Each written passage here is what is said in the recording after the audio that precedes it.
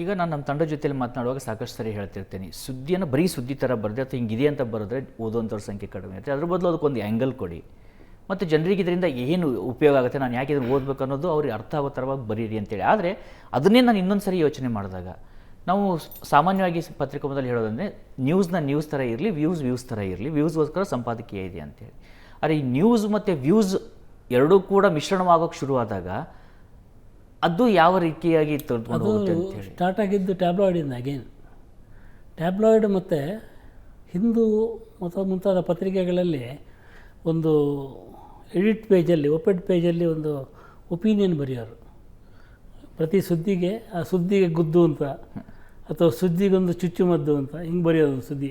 ಅಂದರೆ ಉದಾಹರಣೆಗೆ ಪ್ರಧಾನಿ ಬೇರೆ ದೇಶಕ್ಕೆ ಹೋದರು ಅಂತ ಹೇಳೋ ಸುದ್ದಿ, ಅಲ್ಲಿ ಯಾಕೆ ಹೋಗಬೇಕಾಗಿತ್ತು ಅವರು, ಅದ್ರ ಹೋದ್ರಿಂದ ಎಷ್ಟು ಖರ್ಚಾಯಿತು, ಅದರಿಂದ ಹೋಗದೇ ಇದ್ದರೆ ಏನಾಗ್ತಿತ್ತು, ಈ ವಿಶ್ಲೇಷಣೆ ಬರೆಯೋರು.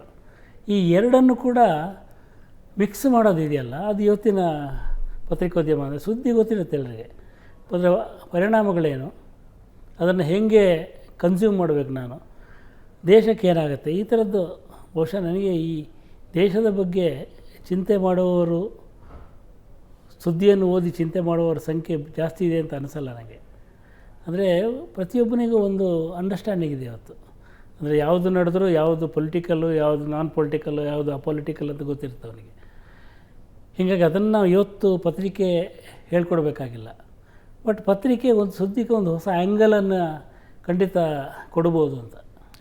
ಒಬ್ಬ ಪತ್ರಕರ್ತನಾಗಿ, ಆಮೇಲೆ ಒಬ್ಬ ಸಂಪಾದಕನಾಗಿ ನಿಮ್ಮ ಅನುಭವಗಳನ್ನ ಹೇಳ್ತಾ ಇದ್ದಾಗ ಸಾಕಷ್ಟು ಜನರಿಗೆ ಅದು ತಿಳ್ಕೊಳ್ಳೋದು ಅನಿಸ್ತಾ ಇರುತ್ತೆ. ಅದ್ರ ಜೊತೆಗೆ ನೀವು ಒಬ್ಬ ಬರಹಗಾರ ಕೂಡ ಹೌದು.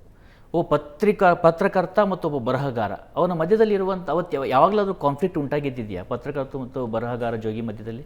ಆಗುತ್ತೆ, ಭಾಳ ಸಲ ಆಗಿದೆ. ಅಂದರೆ ಏನಾಗಿರುತ್ತೆ ಅಂದರೆ,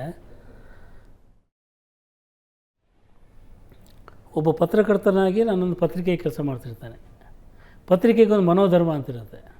ಆ ಪತ್ರಿಕೆಯ ಮನೋಧರ್ಮವನ್ನು ನಾನು ಮೀರೋಕ್ಕಾಗಲ್ಲ. That's ideology of a news ಪೇಪರ್ಗೆ ಐಡಿಯಾಲಜಿ ಇರಬಾರ್ದು ಅಂತ, ಬಟ್ ಒಂದು ಐಡಿಯಾಲಜಿ ಇರುತ್ತೆ. ಇಟ್ಸ್ ಏನು hidden facts, like unsaid it will be there. ಅದನ್ನು ನಾನು ಮೀರೋಕ್ಕಾಗಲ್ಲ. ಅಂದರೆ ನಾನು ಆಚೆ ಇದ್ದು ಏನು ಬರೆದ್ರು, ಅದು ಯಾರೋ ಬರೆದ್ರು ಅಂತ ಆಗುತ್ತೆ. ಇಲ್ಲಿ ಬರೆದಾಗ ಸಂಪಾದಕ ಬರೆದ ಅಂತ ಆಗುತ್ತೆ. ಸಂಪಾದಕ ಬರೆದಾಗ ಅವನ ಪತ್ರಿಕೆ ಅಭಿಪ್ರಾಯ ಅಂತ ಆಗುತ್ತೆ. ಸೊ ಅದಕ್ಕೆ ಅಂದರೆ it will take A different turn. ಇದು ನಾನು ಹಿಂದೆ ಏನಾಗ್ತಿತ್ತು ಅಂದರೆ, ನಾನು ಹಿಂದೆ ಪುರವಣಿ ಸಂಪಾದಕನಾಗಿರ್ತಿದ್ದೆ ಅಥವಾ ಸಹ ಸಂಪಾದಕನಾಗಿರ್ತಿದ್ದೆ. ಆಗ ನನಗಿದ್ದಷ್ಟು ಸ್ವಾತಂತ್ರ್ಯ ಈಗಿಲ್ಲ. ಇನ್ನೊಂದು ಎರಡನೇದೇನೆಂದರೆ,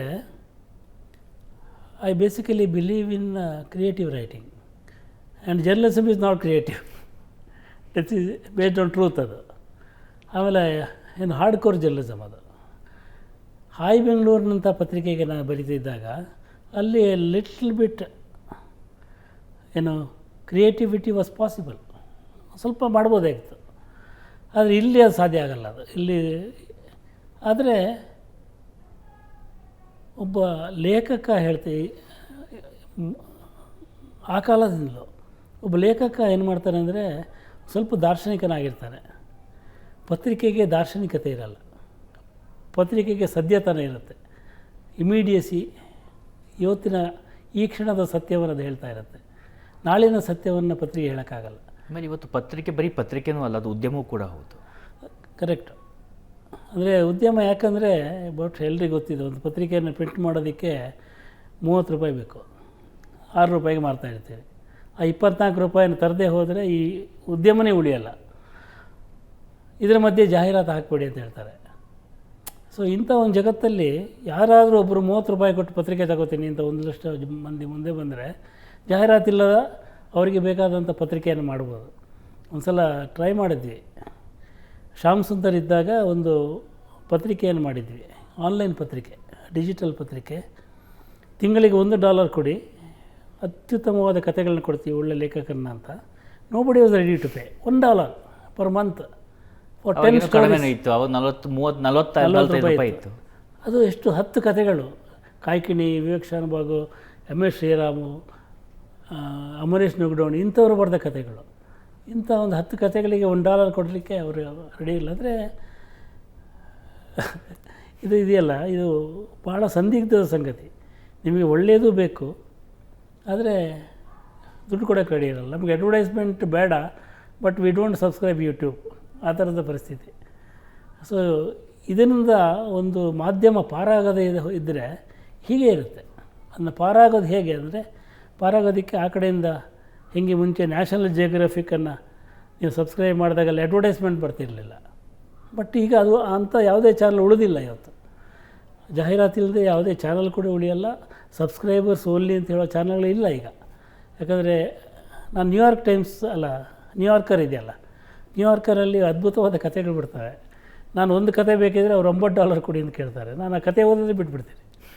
$9 ಕೊಟ್ಟು ಓದುವಷ್ಟು ನಾನು ಶ್ರೀಮಂತನೂ ಅಲ್ಲ, ಅದು ನನಗೆ ಬಹಳ ಈ ವಯಸ್ಸಲ್ಲಿ ಅಗತ್ಯನೂ ಅನಿಸಲ್ಲ. ಅದೇ ಫ್ರೀ ಕೊಟ್ಟರೆ ಆ ಕತೆ ಓದ್ತೀನಿ. ನಮ್ಮ ಈ ಪೇಪರ್ಗಳಿದ್ದಾವಲ್ಲ, ಈ ಪೇಪರ್ಗಳಿಗೆ ಫ್ರೀ ಇದ್ದರೆ ಭಾಳಷ್ಟು ಮಂದಿ ಓದ್ತಾರೆ, ಸಬ್ಸ್ಕ್ರೈಬ್ ಮಾಡಿದರೆ ಓದಲ್ಲ. ಸೊ ಹೀಗೆ ಅದು ದುಡ್ಡು ಮುಖ್ಯವೋ ಅಥವಾ ಇದು ಬೇರೆ ಕಡೆ ಸಿಗುತ್ತೆ ಅಂತ ಹೇಳೋ ಮನೋಭಾವವೋ ನಂಗೆ ಅರ್ಥ ಆಗಲ್ಲ ಅದು.